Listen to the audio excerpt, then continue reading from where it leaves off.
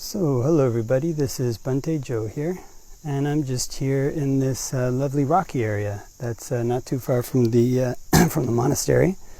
And a kind of grass fire actually came through here maybe last week, and as a result this area is now accessible.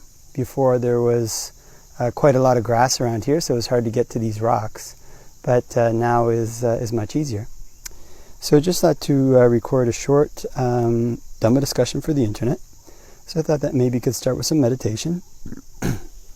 So can lean forward and arch our spine and look about 3 feet in front and close the eyes. And can focus in on the breath. Can know when it's coming in and know when it's going out.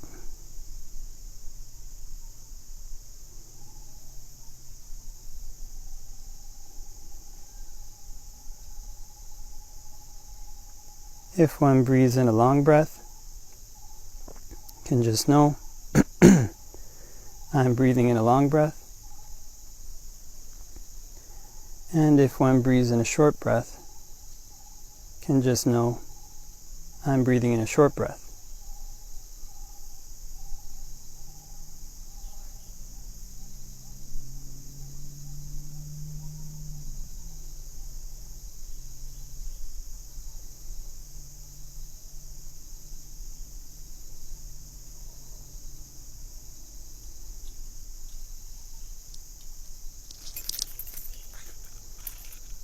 And can focus in on the breath at the tip of the nose.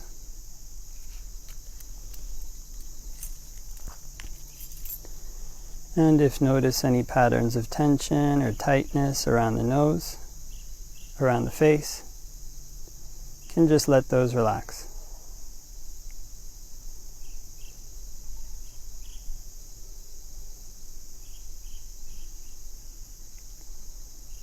And can practice breathing in and out from this area at the tip of the nose.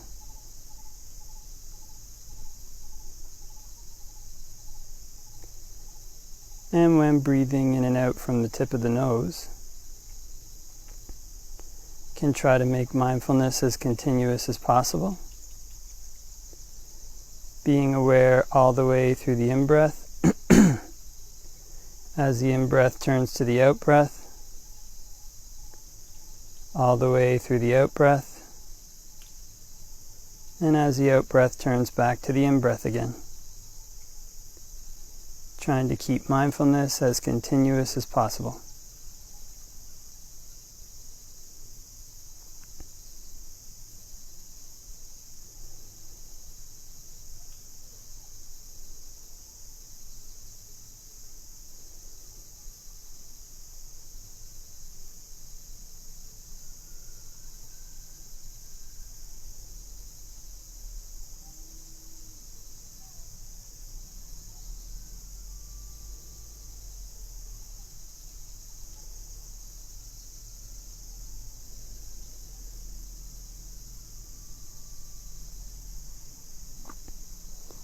And before we finish meditating, can spread thoughts of goodwill,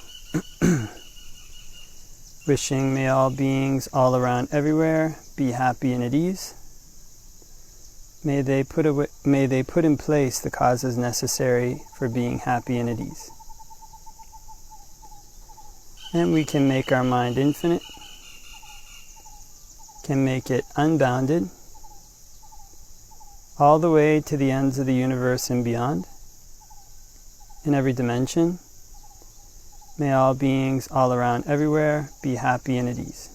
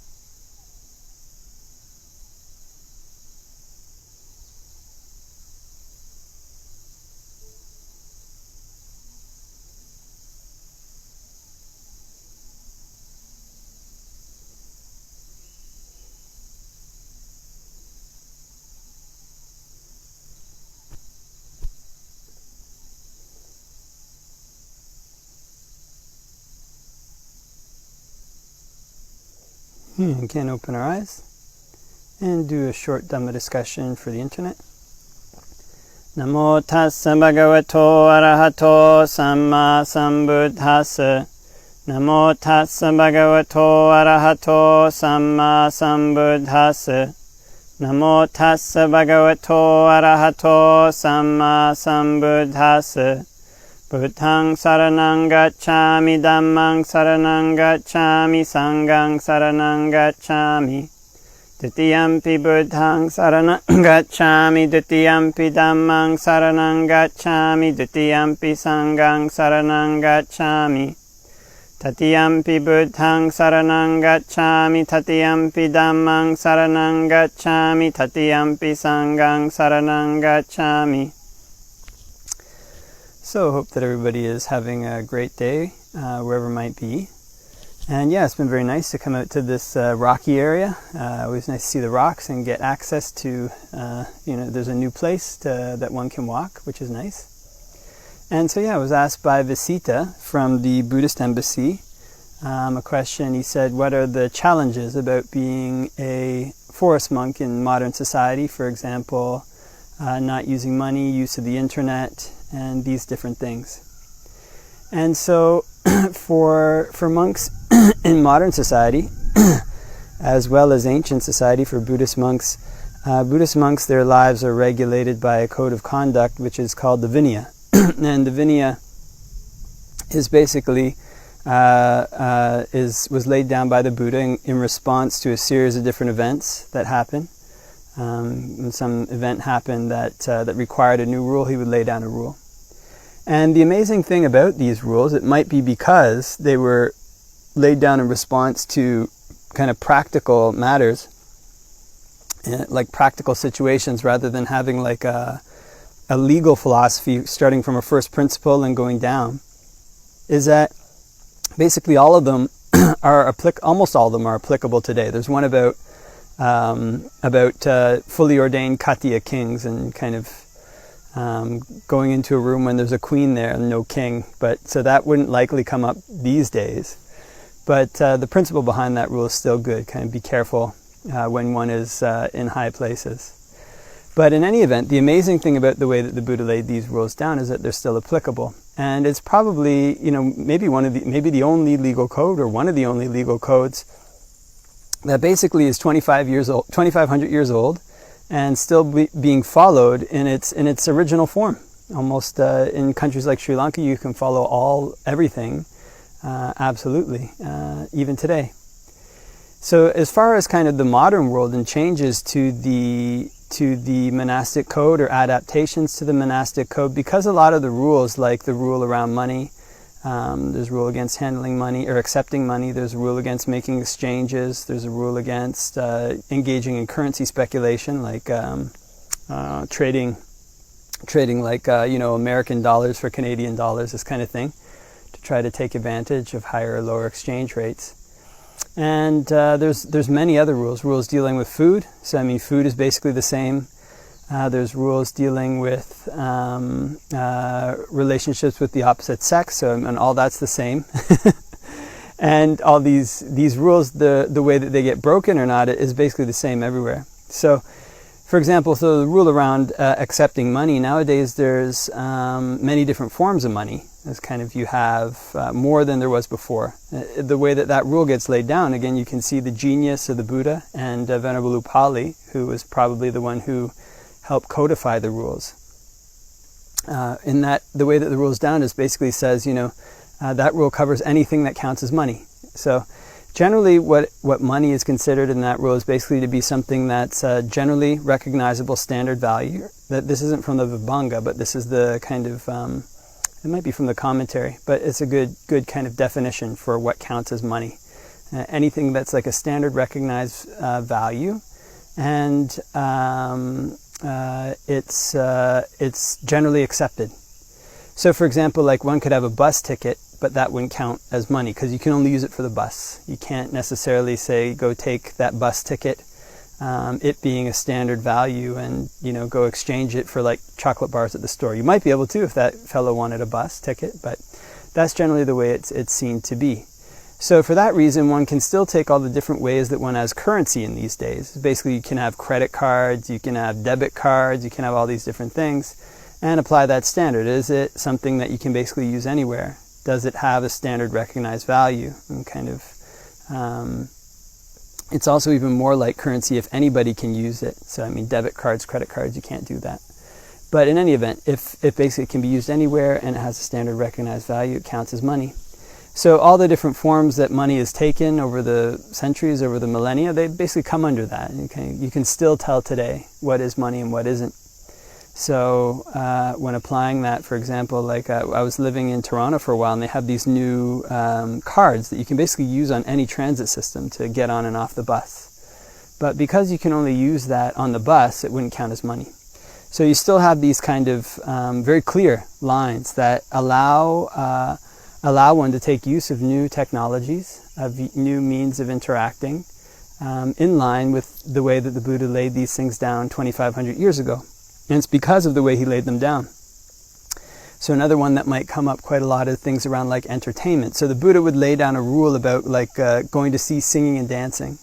So whatever, ways that movies take shape now through the internet, through maybe holograms in the future, through these different kind of things. Basically, if one is going there to watch like a show, there's also another portion in the Vinaya where the monks go and see these kind of, they go see like a mountaintop festival, I think it was, kind of, that's where the singing and dancing comes from. And but there's also one portion where monks go to legend recitations, I think. So that would kind of be like fictional stories. So you can still see these kind of principles extrapolated into the future. So if you, for example, have an internet, you have a phone, whatever kind of new means there are of using technologies, if you use it in a way that breaks the rule, then that wouldn't be allowable. But if you use it in a way that's for the rule, then that would be allowable. So for example, if you have a phone or you have a computer and you use it to read a Dhamma book in terms of the way that the Buddha laid down the Vinaya, and you can see these different cases, almost certainly that would be allowable. And so it doesn't tend to be, when one is learning to adapt one's life as a forest monk, it doesn't tend to be the type of thing that one looks at the technology itself or looks at the change itself and sees the change as either something positive or negative. Although there may be, of course, elements to that are positive or negative. But in terms of one's life as a monk, one looks at it and sees, how does this apply to the rules that there are? And so if it's a phone, you can use it to watch watch a Dhamma talk. You can't use it to watch a movie. And if it's a phone, you can use it to talk to, a friend or, lay supporter, but you couldn't use it for, say these kind of, if a monk was trying to talk to a woman or something like that with bad intentions, there's many rules that prevent that. So the means by which people are doing these kind of things are different, but the things that people are up to are the same. And the Vinaya rules that guide the life of a monk are laid down in such a way that the defilements they're meant to prevent, they're also the same. I mean, monks would still be looking, some monks might still have those kind of things, but those defilements wanting to be acting on them. So basically these rules are meant to prevent that. So as long as one is using new technologies, using the internet, using whatever it might be in a way that doesn't violate them, then it's fine. So this is the genius of the Buddha. This is the genius of his teachings, is that they're applicable. 2,500 years ago, they were laid down, and they're still applicable today. There's still something that's relevant today. There's still something that's easy to apply today.